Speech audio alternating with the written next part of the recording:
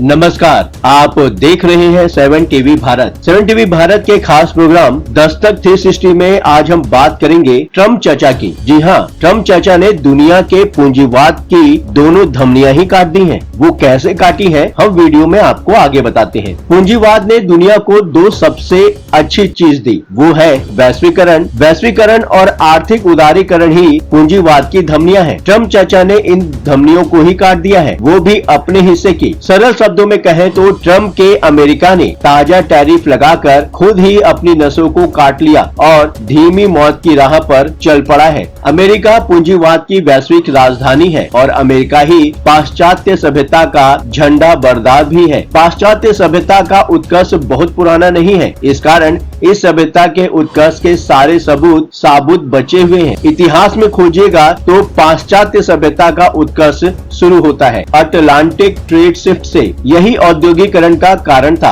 और यही औपनिवेशीकरण का भी कारण था। इसी कारण अमेरिका ब्रिटेन की कॉलोनी बना। इसी के चलते अमेरिका से अमेरिका के मूल निवासियों का लगभग सफाया ही हो गया। इसी ट्रेड शिफ्ट ने अमेरिका को आधुनिक दुनिया में लैंड ऑफ फ्री पीपल बनाया। अटलांटिक ट्रेड शिफ्ट की वजह भी दिलचस्प है, अभी ज्यादा डीप में नहीं जाएंगे। ऊपर से ये जान लीजिए कि व्यापार और मानव श्रम ये दो बड़ी वजहें हैं जिनके चलते दुनिया अपने मौजूदा स्वरूप में है। पाश्चात्य सभ्यता ने सस्ते श्रम और अपने माल के लिए बाजार खोजने की होड़ में विकास किया। पिछली सदी की शुरुआत में इन दोनों काम का झंडा ब्रिटेन से अमेरिका के पास चला गया। अमेरिका ने एक बार 1928 में इसी तरह का प्रयास किया था। प्रथम विश्व युद्ध के बाद आर्थिक स्थितियां सामान्य नहीं रही। अमेरिका ने संरक्षणवादी कदम उठाया। परिणाम इंसानी सभ्यता के रिकॉर्डेड इतिहास की सबसे बड़ी आर्थिक तबाही आई। सबसे ज्यादा झेला भी अमेरिका ने ही उसे। अभी जो काम ट्रम्प कर रहे हैं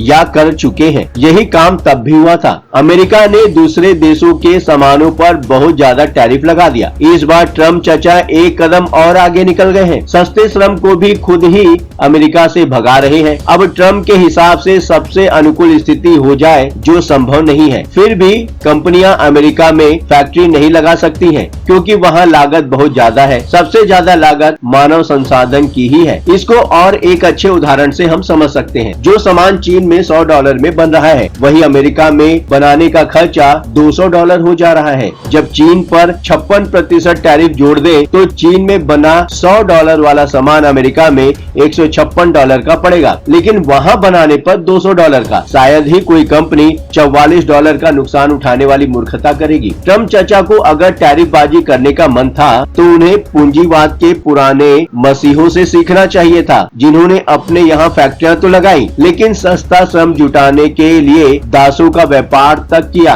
अब दासों का व्यापार करने की जरूरत नहीं है, खुद ही सस्ता श्रम आपके यहाँ पहुँच रहा है, लेकिन आप पहले ही उसे भगाने का अभियान शुरू किए हुए हैं। कुल मिलाकर बात ये निकलती है कि ट्रम्प चाचा अगले कुछ महीने में या तो अपनी उल्टी खुद से साफ करेंगे या फिर अमेरिका आधुनिक आर्थिक इतिहास में नया जापान बनेगा। रही बात भारत की, तो भारत के लिए इस टैरिफ से डरने वाली या घबराने वाली बात कभी थी ही नहीं। 26% की जगह अगर 52% भी टैरिफ होता तो भी अर्थव्यवस्था पर 1% से कम फर्क पड़ता। लॉन्ग टर्म में ज्यादा नहीं, 2-3 साल में ही इस 1% नुकसान की भरपाई भी हो जाती। इसी कारण भारत के नजरिए से मैं ट्रम्प टैरिफ को लेकर कभी चिंतित नहीं हुआ। मुझे बस अपनी सरकार के रवैये से हैरानी हुई। मोदी सरकार ने क्या गणित सोचकर आत्मसमर्पण किया, ये मुझे अभी तक समझ में नहीं आया है। हो सकता है कुछ रहस्यमयी तथ्य हो जो मुझसे छूट गया हो। आपको क्या लगता है? अब बारी है आपकी। कमेंट बॉक्स आपका है, बेझिझक अपनी राय कमेंट बॉक्स में शेयर करें।